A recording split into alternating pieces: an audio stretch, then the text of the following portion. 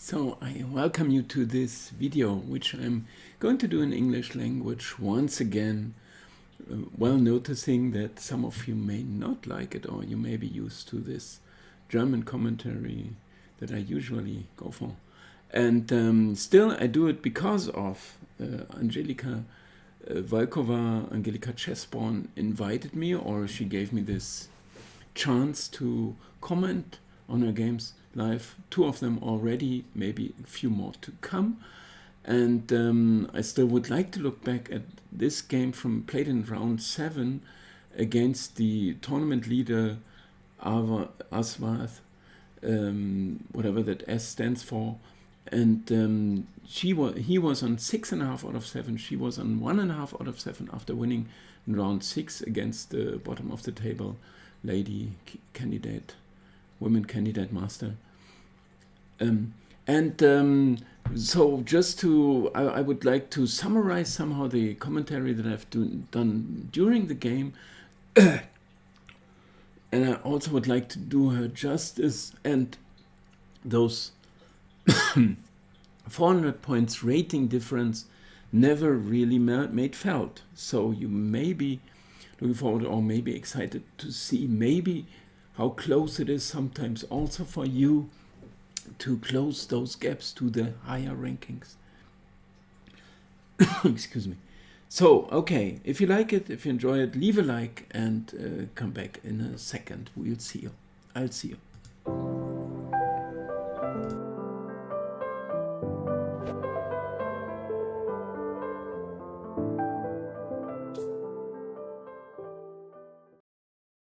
Okay, so this introduction still had been in German language, but it's my adventures on the chessboard. So I consider every chess game like an adventure, and I'd lived to see quite a couple of them, and of course you all may have seen or have some similar experience with that. It is exciting, the game of chess, and there are so many stories to be told. And even if you're not playing yourself, you may observe and get excitement all over the place, and tension and good sports and whatever there is about it. Also art. Chess for me is always the combination of game, sports, science and art. Okay. Anyway, Aswath, as I see now, has a rating of 2473, so it's 400 plus difference. And of course, we had been excited during the broadcast, Sebastian Svoboda and myself. He was also invited. And so I'm trying to summarize or recapture maybe here or there what our thoughts were, although the analysis that I originally left here in this on this analysis board, actually that it's gone. So during the broadcast there were many lines recorded that had just still been there. I never stored them, so they got lost. Anyway, she gave an invitation to the Nimzo Indian, and of course he accepts that because the tournament leader, he's 16 years old. I would like to maybe show you for a second what is Elo development. I looked it up. He's born in 2008, so he was 16 years old, maximum, maybe 15 still, at the time the game had been played. And of course you see the rise, and 2475 on his way to a grandmaster and so on. So of course a very, very tough task, and you'll see how close she gets, although I may have revealed the secret already, how the game ended. So there's a lot left of excitement to be looking forward to. So obviously this must have been preparation, whereby this line A3, now the very old, I would call it the Semisch line, if I remember, and to invite the opponent to this move that he anyway likes to play. So why would you do that? But still, this is of course a line to be played. And in this position, now here, there we had the first discussion, and I think I mean, the move, there are a couple of moves here. Of course, knight f3 is impossible because of e4. Okay. And there is a move, maybe f3, after which e4 still works, because you can take here and give a check here and then collect the bishop, and you got all, yeah, everything you hoped for with black. So this is not the way to stop e4. And if the move knight e2 would be played, there's still e4, and if the bishop retreats, then this pawn is even weaker. Maybe with a c5, we saw that in a Bobby Fischer-Spassky game, that's the first time that I encountered it, that this pawn is now doomed, really, and even worse than in a couple of those main lines in which you sometimes set up the bishop here, the queen here, and so on, pawn is here, and then still black sometimes is able to get enough pressure on this pawn and collect it, but still the attack is rolling on this wing. So, but this would be a bit too much of theory or too deep theory. So there's none of these moves are really playable. So what would you do? There is the move e4, which how do you call it?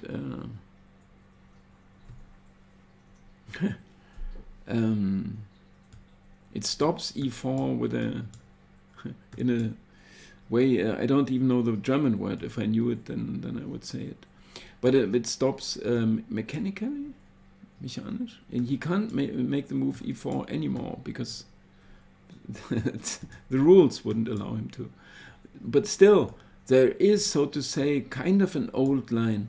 And here we are getting into some kind of real deep theory preparation, I don't know. And we discussed for quite a while in this position. I mean, if you play e4, you should know what you are doing. The computer or the engine, that's what people told me, and even at some point I may have turned on the engine, but it says it's no good for white. But if you understand where this judgment comes from, then you would say this is not human. So now we're slowly but surely we are getting there. There is a move knight e4. And this is kind of old theory. After bishop e4, there would be the obvious move rook e8, which has been played in the game. And after rook e8, you may say, well, what's the point in white? It was giving up a pawn, and there is f5 to win back the pawn, and so on. But we will get there in a second. This is the actual game, but there is the move d5.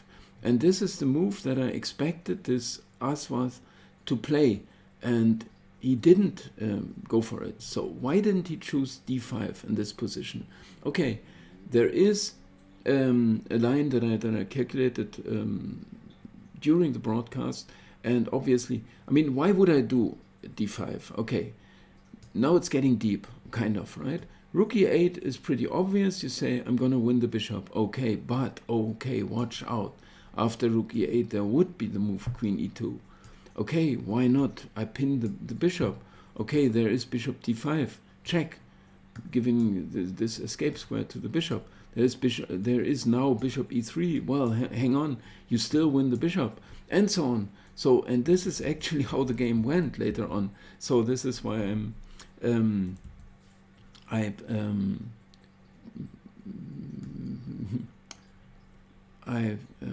what is the word? I don't know the words, but I'm telling you too much maybe. But it's hard to hide this. Or all these lines are combined with each other. So the move d5 would be. That's why I would have played d5 in the first place. After cd5, rook e8. There is even after queen e2. There is f5, and there's no more bishop d5. So for me, this is like losing for white. If you play f3, you would never wish to do that. But there are so many ways to refute that.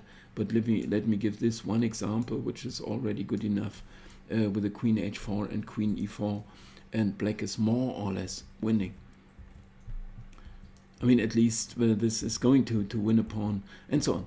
And so the move d5 seems to be an obvious refutation. I don't know how much of this had been played before. As someone said in the chat during the broadcast, they said, I find like it's Sebastian who said that, like 3 games or something like that, but older games, but I can't remember really. But the move d5 obviously has not been played, but I calculate the line. Now there's bishop h7, now there's king h7, what else? There is queen h5 maybe, and there may also be slow developing moves, after which you just feel pretty comfortable. You gave back the piece that you would have lost anyway, and you got some attacking chances here. I think after this I even suggested knight f3, and after rook e8 there's bishop e3, and there's knight g5 to come, although there would still be bishop f5 also, but it looks like a promising position, and it shouldn't be any worse.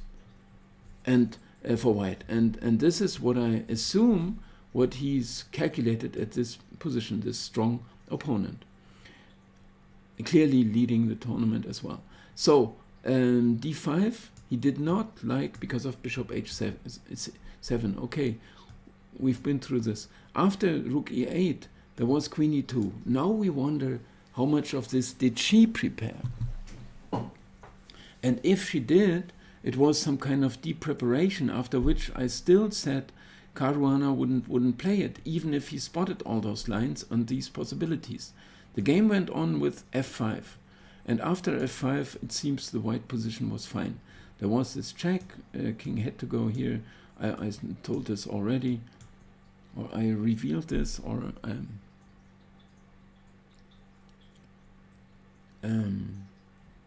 there's a much better word, which I can't find. And this is the way the game went, and this was very okay for white, to say the least. And now we wonder why the engine still didn't like this move, because f5 seems like the obvious reply to this. You have to go f5, more or less. I mean, here's d5. Oh, here's still the chance for d5, but there still would be these moves. Those were the moves that I calculated here in this position. And I think this is very fine for white. I mean, queen check, you can hardly stop, knight is coming out, dc4 doesn't win a pawn, even I can take here, and this one is attacked, queen can slide back, the bishop comes here, and so on. You just got smooth development of your pieces and no material deficit for that. So there was still the move d5, so maybe I was wrong in the first place with those lines, or mixing them up, because of course after bishop e4 there was not the move d5. After rook e8, queen e2, this was the move to consider, so I was completely wrong. Forget it. I should rather cut it out of the video. Okay, bishop e4, rook e8, queen e2, d5 was not the way to go because of bishop h7. So here, when he was the time when he went into the tank, and he was it for a reason, because he didn't like all those positions, and he was wondering, where's all my theory gone, that he must well have remembered, because knight e4 was played out quickly, and he thought like it's a gifted point, because this is just a bad line for white, which it still is, but you have to find the move here. And the engines, this is what people told me, suggested the move h6, and it's not just a suggestion, it's just the way to go. And obviously this is a non-human move that no one is ever gonna play unless he checks it with the engine. And that is also why I said this is never gonna happen in a Caruana game, because he wouldn't do it for the also, I mean, you can say he won't know it and he won't find h6, so it's like a trap or something, right? Because no one is playing h6, and if the black do not find or does not find the move h6, then white is fine. So, but still he wouldn't do it, although he knows also Vachier-Lagrave or anyone being in the black's position here, he would not find h6, he still wouldn't do it to the game of chess for the respect to it, because you wouldn't find it, but if you do or checked with the engine, then it's just the way to go. And why would you play h6? Obviously the pin on this e-file is strong enough to win you back the piece anyway, and the threat is more or less the move d5, because, I mean, what is the development here for white? You can't move your bishop anywhere because this bishop is gonna drop. If you play knight f3, there's still f5, which makes you feel uncomfortable, although this may not be lost. Oh no, there's still bishop d5 in this position, of course, but obviously there's the move d5 now, and there's no more bishop takes h7. So I was completely wrong in whatever I said.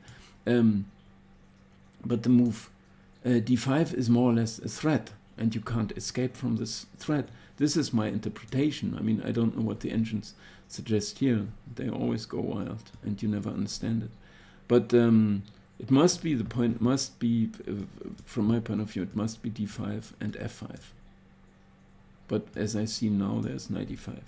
So I may still be wrong. But what about, no, f5 is no. In this position there's bishop f5, because you stopped yourself from being able to play f3. Or is it too much material? Can't even count. It's a rook and two pieces, right? So bishop f5 is not the move here. d5 and f5. I mean, I don't know how to assess this because the pawn is hanging, but could the queen maybe take the pawn? It looks a bit pretty uncertain to me what the point really is of this h6 move. I mean, now you can wonder or check with the engine yourself, but this is what the engine suggests in this position.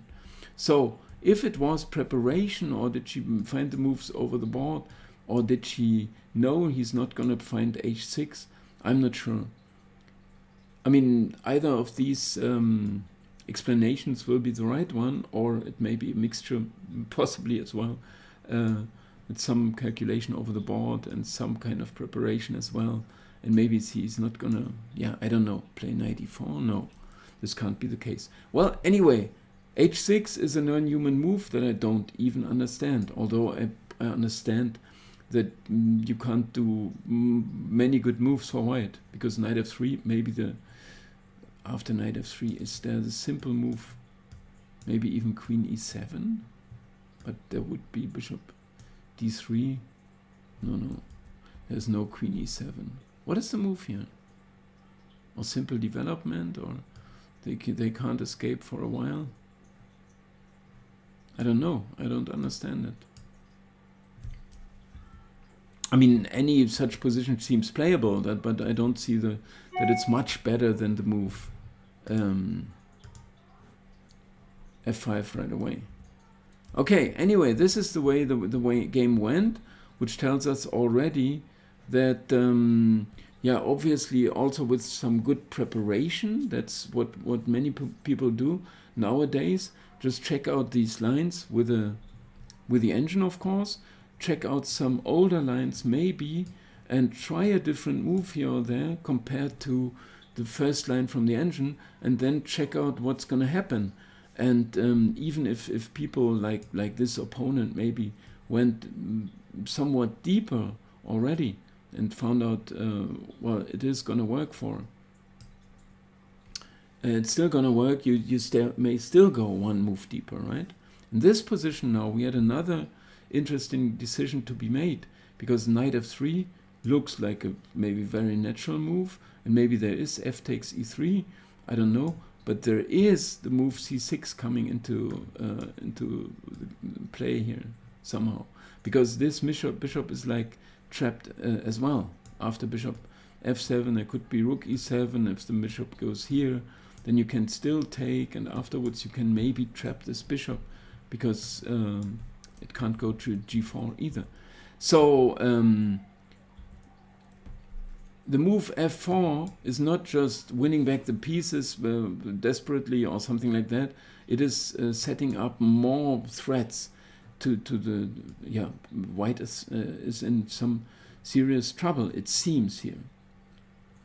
And queen h5 could still be part of the preparation, which is the move that had been played in the game. But it could be also a nice find, more or less.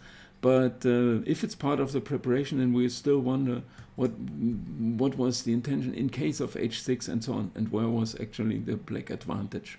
It must have been just 0.25 or something like that, or yeah, not a decisive advantage, but something that white would never play if he well, on purpose, or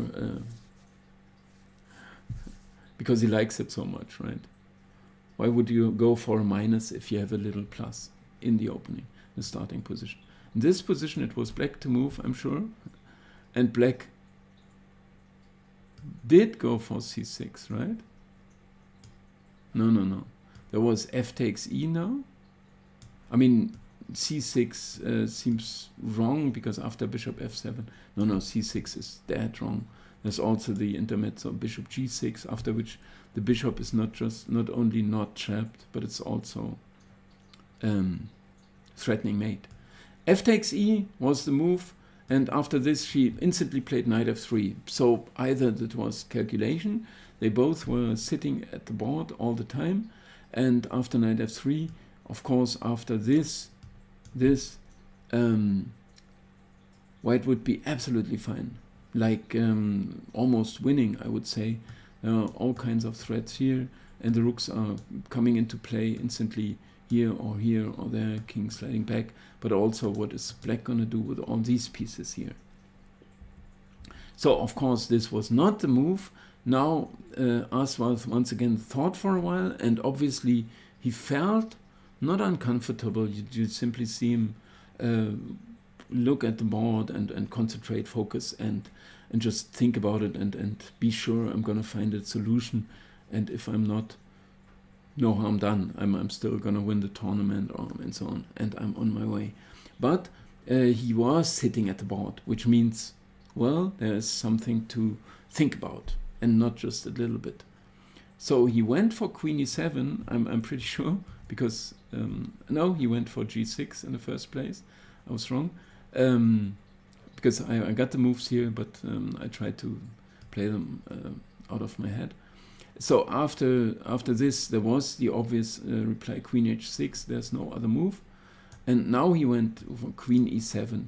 And this was, I think, a pretty wise decision, whereby, I mean, you want the queen as a defender and so on, but you also wanted to stop knight g5, I think.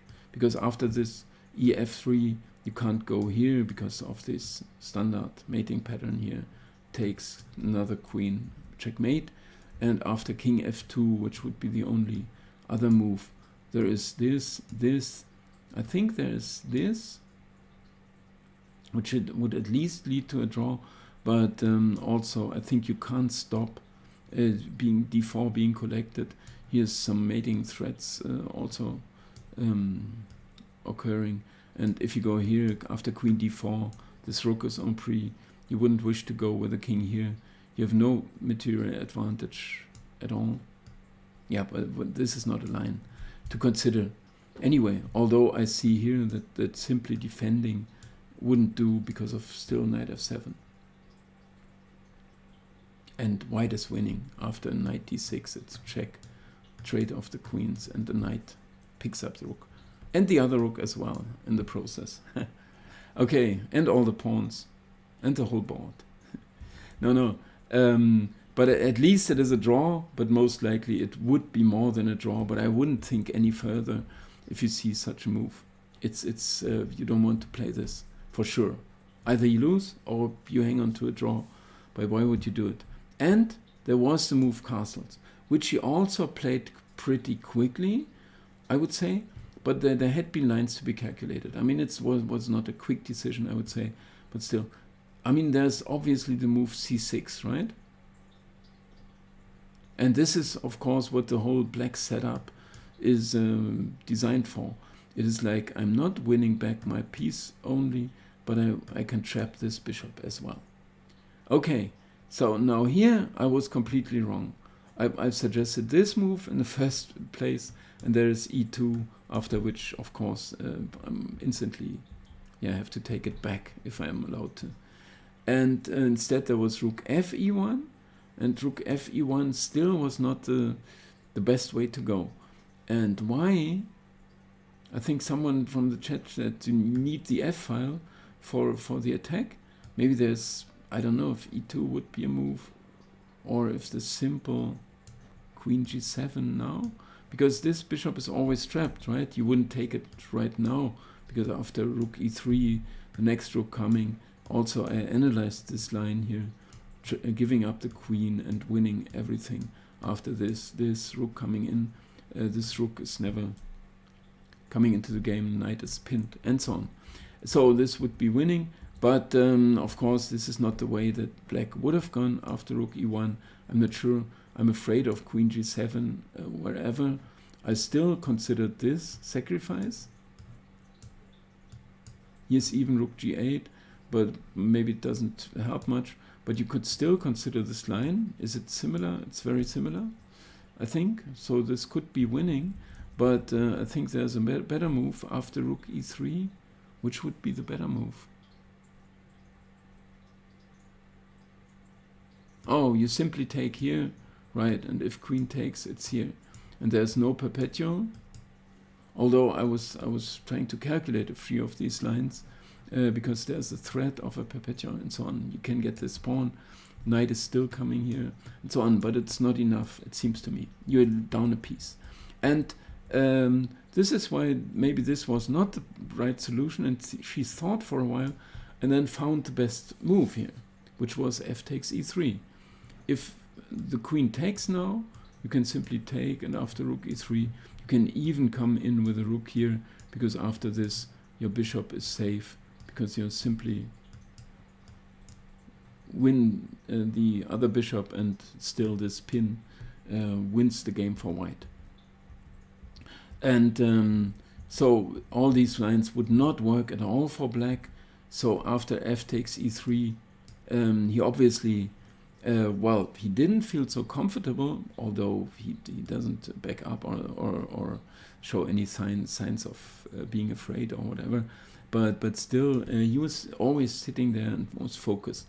There was the move queen g7, which he did play, I'm sure, and she went queen h4, which is the only way to, yeah, well, take here, give up the bishop, and fish for, what is it called? How do you call it? For some complications also. It's not going to work. There's no discovered check that does any harm to black. So queen h4 obviously was the move, and now he picked up the bishop, although he must have noticed there's some serious well, questions to be answered, and this was of course the move knight g5, and she was always at the board, and she was still having this cold and kind of, and but always focused on the board, but of course the position required it too. But many players still can't keep their cool, or they get up and walk around, and because of, yeah, to calm down their nerves. Anyway, there was the move g4. Bishop f5 was like the only move, and her coach Julia Papp, sometimes he came to the chat, or he left some words there, and he said later, or also during the game, he said he never saw a clear win for her. Still, this looks like a promising position. I'm not sure what the engine says. Maybe you tell me, but it can't be worse for white. I'm sure it's better, and we get there even when I checked it with the engine at some point.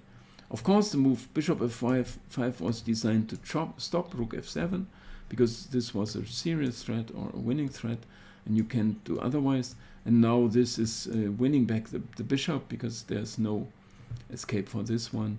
Bishop e6 is just ridiculous, and it would lose to knight takes and queen d8 and rook f8, winning the queen.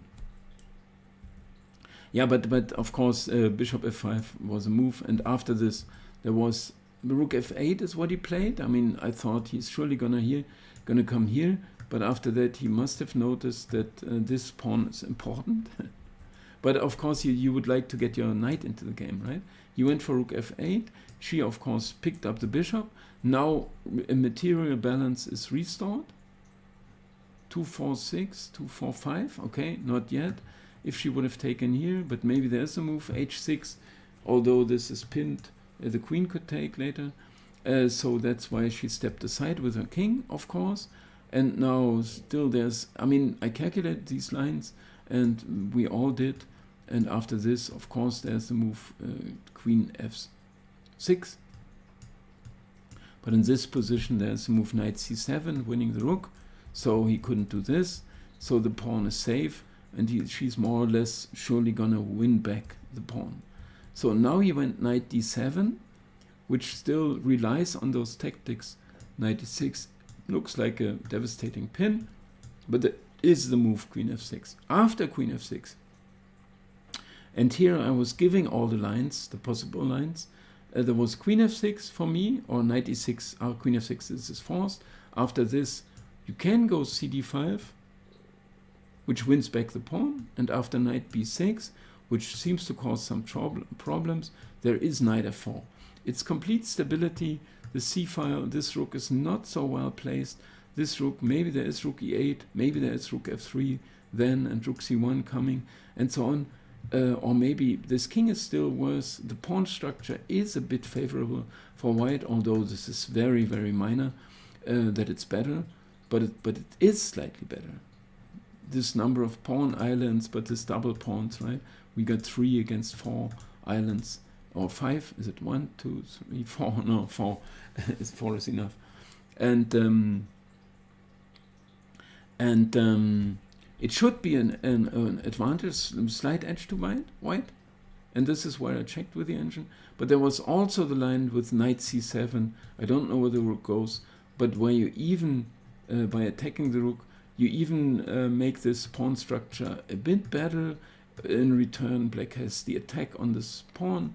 And so there you got the choice there, right? Those two lines not just seem to be comfortable for white, they seem to be better, they seem to be without much risk of losing, and they seem to be, well, this is the way that I would have gone, okay? One of these lines, cd5 or this knight c7, knight d5, which I both showed during the broadcast.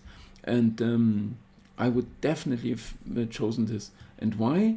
Because I think a slightly better ending without the queens would give me the best chances to at least win half a point, that I could even win by offering the draw if the opponent knows he's worse. And although the 400 points difference are still there, but then you maybe would be afraid of even losing the game, or you just play on. And so this is the way that I would have gone. And after she made the move rook f3, this is comparable to the game in the video that I showed before, when she decided, like, I'm going for the win. This is, I'm not sure if this was a conscious decision, or if she noticed or thought about the other lines that I showed with a drawing chance, or at least an even endgame, but she was going for more maybe. It could have been a matter of style, because you simply say, well, I feel more comfortable with the queen, so I got better chances. She's like an attacking player. This I would instantly confirm after even just commenting these two games here. But and you simply may say, well, there is an attack coming, and I still go for my attacking chances, not into this endgame, although I know it's better. And here, coming back to the evaluation that the computer gave us, it was plus 0.45 or something after move 96, so it was a better position for white, but not a winning one. And after the move rook f3, I think it was even a bit more plus, but I may be wrong here. But maybe this was also considered to be a miss, whereby the computers played something different, I can't say. But the advantage was slightly lowered with this line compared to the best line. And I'm not sure if rook f3 was the one. Maybe it was still rook g1, which looks natural, bring in the rooks like that, and maybe not leave the back rank, which at some point later on in the game would matter, was going to matter. So the opponent played rook f6, which was a very good defensive move. And now look at the setup he went for. He went here. Now you see already these small problems because the knight can't go where it would like to, because it has to protect here. So maybe better would have been this setup. But she wanted this option to have. But after this, the move still is, the rook is still somehow unprotected, right? So you lose parts of the flexibility. This move was a pretty clever one by him, because it says, okay, whenever you move the knight, I also get this square to my avail. And there is no real threat. I mean, knight h7 is anyway never a threat, but this rook is protected, right? But that could sometimes be, but it's not a move, right? It's losing. I mean, if the queen would attack this, and the rook and so on, there could be tactics. It is attacking it, but the rook is defended. Now she went for rook h3, which I'm not sure that the advantage had gone completely. But look at the nutshell here that he went into. This was like the game goes on. This is what Hikaru does, and they all do at the top level. They simply say, I have a setup, I'm not in danger, so let's see what happens. And queen f4 was also my suggestion. I thought, well, somehow I have to, and I would like to protect this pawn here, I would to stay here and get out of this somehow unpleasant, vis-a-vis, or whatever it is. Okay, rook g7. Now do you see this nutshell here? How well he coordinated his pieces, but just in a defensive fashion or manner. Now there was rook c1, which I didn't want to see, although it showed some creativity, and it was not a bad move anyway. I wouldn't have seen it. But rook g3, I thought was, but there was knight g6 and f4 coming. There was some threats already coming up. So rook c1, and now there was rook g6, and you see already how much you would wish your rooks on the back rank. Rook g3, the rook is attacked many times, so the knight was attacked 3 times, so it has to move. There was already this slight danger of rook g4, but this pawn is still unprotected. Now she went here, after which this pawn, and I was very afraid because there were all kinds of threats, and where are the white threats against the black king? But this was far from over in the game, because she came in with a rook. Was it the move in the game? Rook f7? Rook c8. That was what she played. And this was some very good calculation. Queen d5, of course, does not work, because it's simply counterplay on the back rank. Although you feel a bit uncomfortable here. Also queen g8 was in the air, and so on, threatening checkmate, and so on. Well, anyway, he went rook g8. I wasn't sure about this one, but queen g8, I think there was... I mean, there's rook g3 whenever she wants to, right? And rook g3 can never take the pawn because of rook f8, whereby there's still rook h3. Let's see now. And, okay, so I'm wrong. But after rook g3, what would be the move here? But the threats are limited, right, against the white king. Maybe even this move. Because there are no threats against the... Although there would still be this move. But now there's knight g5. There's rook g5. There's rook f8. There's rook h5. And so on. Well, this is my way of getting sidetracked, or just my fantasy. I see a couple of lines. But maybe there is a way out after queen g8. This was the position in the game, and we see it's getting wild. And after rook g8, there was also this threat, and he was going for safety, maybe some decent calculation included. Queen g8 would have straightforward gone for the mate, which also looks fine. And I hoped she was never going back, but it wasn't. Now she played e4. It was not a bad move, but it was still a move when I thought, oh man, now it's gonna go the wrong way, right? because it's like things are getting wild, right? And time was low, of course. We are in move number 30 something, 32. So okay. Now we went for Queen D7. It was a sneaky attempt, of course, to slide in with the queen here. Okay, I didn't expect this move at all. Although when you find enough puzzles, then you always, or solve enough puzzles, then you see there are always ways. Also, right? Sometimes this is solutions to puzzles when you come completely the other way, right? And now she played Queen F5, which was an excellent reply here. And after Queen B5, I was like going crazy, or getting wild. I don't know. I said, please, Rook G3, go for Rook G3, because you could have gone Rook C1. That was the moment when I thought, don't back up with the Rook, because there is a mate threat here on F1, and this looks like you would win so many games with this. And if you go back with the Rook, then still the pieces are just coming in here, and I don't know what's going to happen. But it looks like curtain is gonna fall soon. So after Queen B5, and she was on 3 minutes or something, which is little time left, because it's 8 moves, 7 moves to go, right? So you want to use your time wisely. After this, I knew what he was going to play, was because there's nothing better. The F8 is still hanging, and everything is defended here, right? There's no threats. And so she had to go Queen F1, he had to go Queen F1, and now there was a move Knight G1, of course not Rook G1, because this is obvious checkmate, but this is why Rook G3 was so good. Now the queen is attacked, now the queen had to be traded, or the queens had to be traded, and now Rook G3, H3.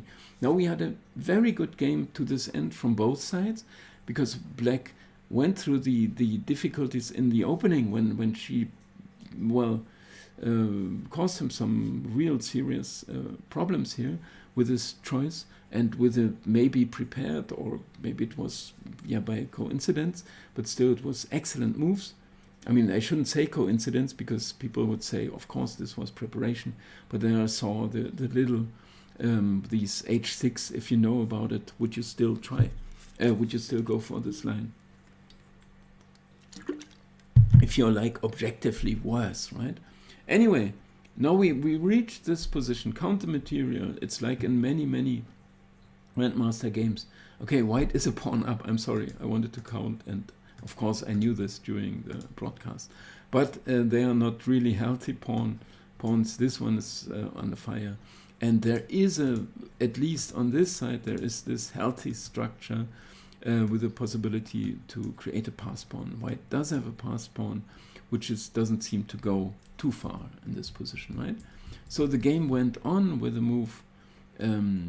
Oh, this was not the position. I'm sorry.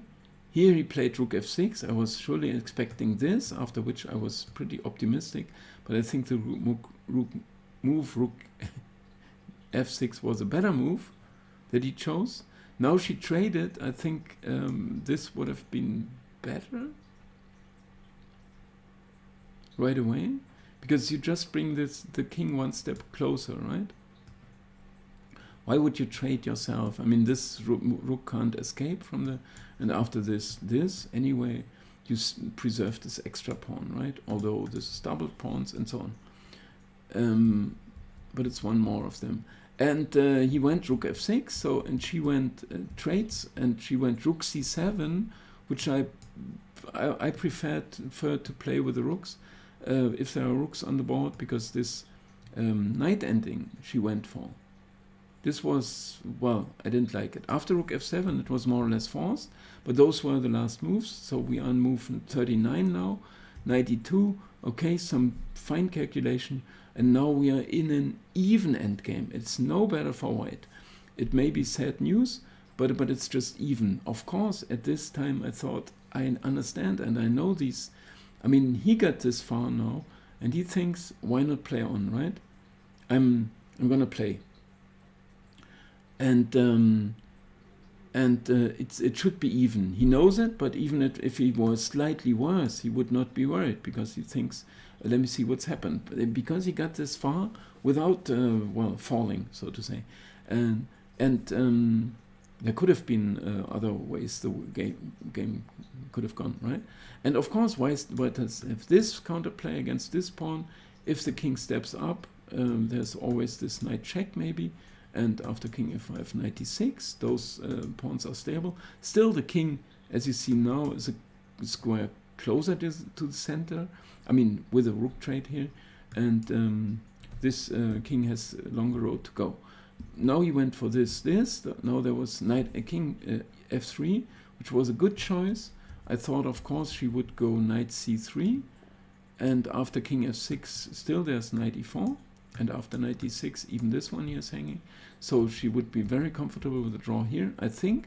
But king f3 still was a good decision to bring the king to the center right away. It's 0s here in the evaluation. Of course, he went for b5.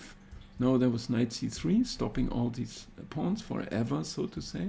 But now you have to go with the king. And now he takes up this perfect setup here with the king f7, which means this king can never get anywhere, right? All those key squares are covered. This is what grandmasters or potential grandmasters or the rising stars do.